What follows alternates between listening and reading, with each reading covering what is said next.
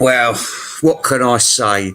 What can I say? Is this the final straw? There's always a final straw, isn't there? With the fucking Beatles.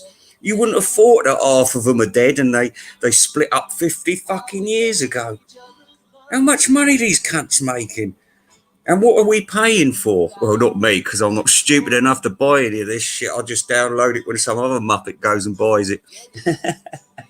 And I'd like to thank the people that do share the music on the internet, because you save me a lot of fucking money.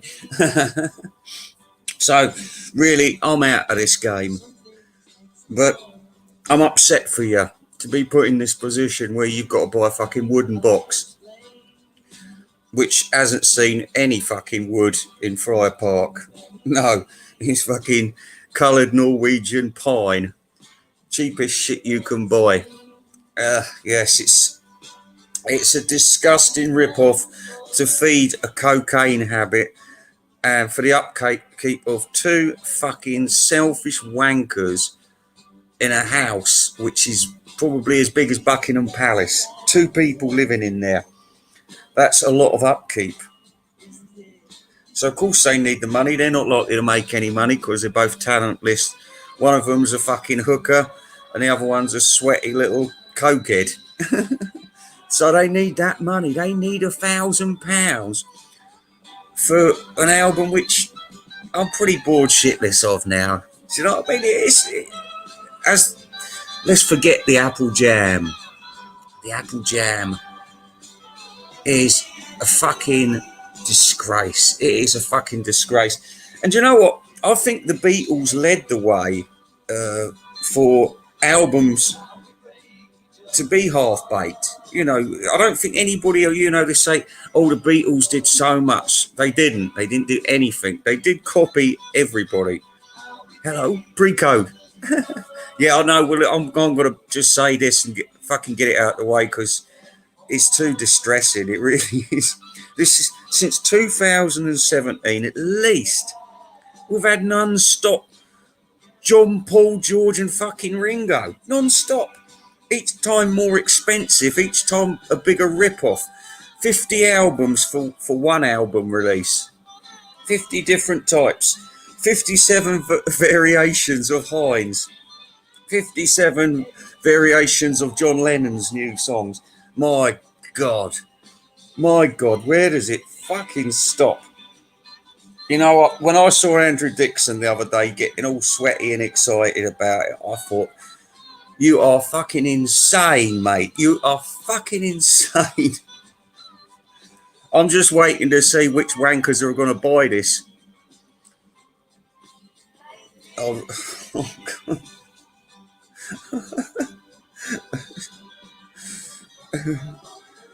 It is a pity, isn't it? It is a pity. Yeah.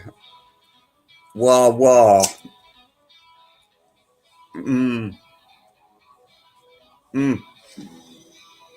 Wah wah.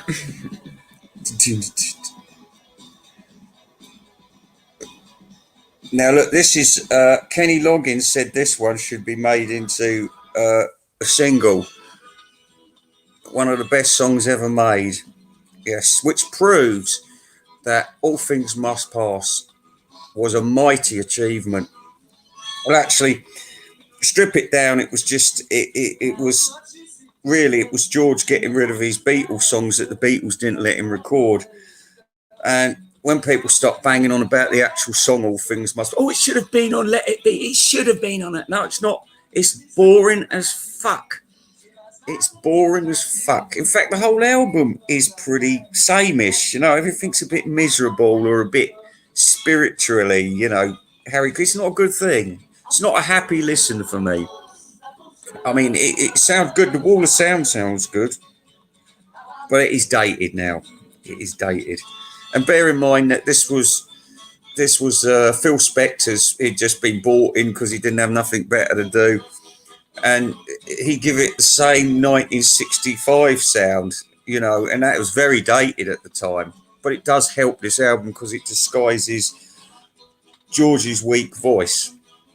And like I said, this album You know, if you think the biggest song on it is My Sweet Lord, and My Sweet Lord is a plagiarised song, isn't it?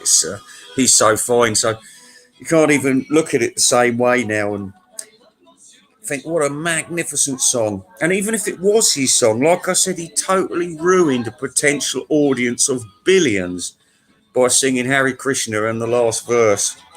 It ruined everything. It ruined everything. How stupid can a Beatle be? There is no depths to which these people won't sink. Hello, Baldy Boomer. Yeah, we can all live without it. Can all live without it. Loves, apples, groves. I've had to put up with so much bullshit in the last couple of days. I want to actually have a sort of interactive computer where I can thrust my fist right into some of the vinyl nerd's face. Or get a big slap around them and say, pull yourself together, will you?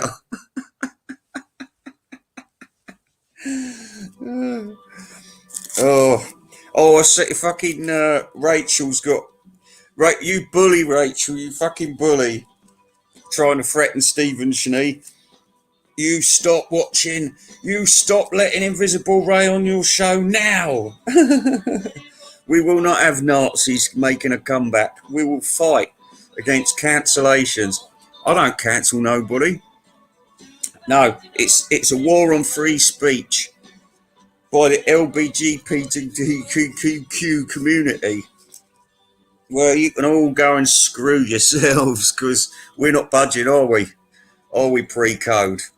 The outrage. Yeah, the outrage at fucking AGK. Adolf AGK. Do you know what, AGK? You was going to be nominated. Only a couple of days ago, you was going to be nominated. But now, you can fuck right off. You're a marked man. You're a marked man. Go and get a $500 lawyer. So anyway, we can't really talk about the wooden box anymore. I've told you I want to keep this short. Too distressed to talk about this, but I will put this one because I remember once my dad was really pissed. He was walking down the road, and my brother was in a record shop with this girl, and they were really drunk. And there was a barber shop sort of joined to the record store. My brother was playing all this loud music, and then I went in and said, I said, are you playing music? And then I said, oh, look, the boss has got All Things Must Pass.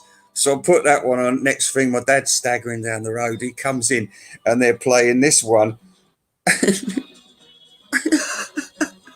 And he starts doing this old man dance to it. Never heard it before in his life.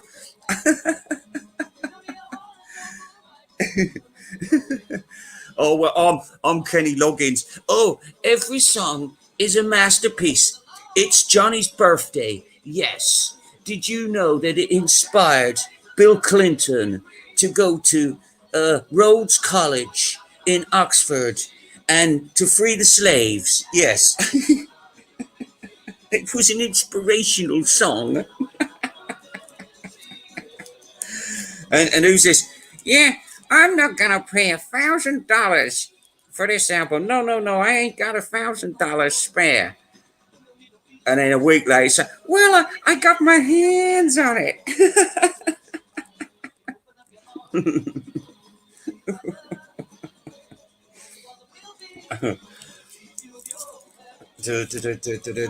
I don't want the fucking album. You can send it to me, and I'd rip it up in front of you. Unless you put like those little George Harrison models inside. I really want those toys, and I can't get those toys. Well, guess what? It's Beautiful Life has got those toys. The George Harrison estate is far too cheap to give anything away. We're talking a different estate here, a much poorer estate. Filled with cokehead. Mind you, I suppose the coke was filled with cokies as well, isn't it? We like the old devil's dandruff up our nostrils. Oh, it makes us feel so good. sherbet. All things must pass. No, I'm bored shitless of this album, and I put it on an extra speed, so copyright cannot catch me. George Washington pictures inside, yeah.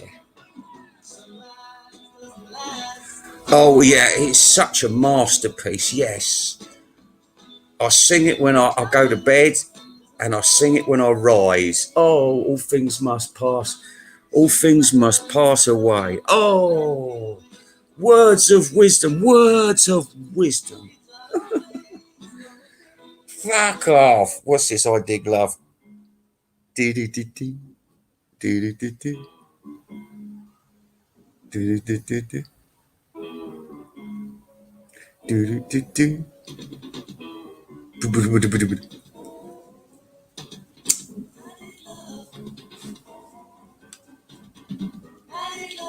Well, as we've heard, it's really a Beatles album without Paul McCartney or John Lennon.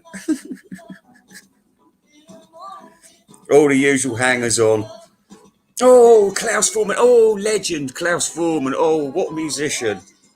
What a musician. Mm-mm. It was, you can't deny it was his best album, but like I said, it is moving the goalposts somewhat, isn't it? That drumming is so fucking annoying.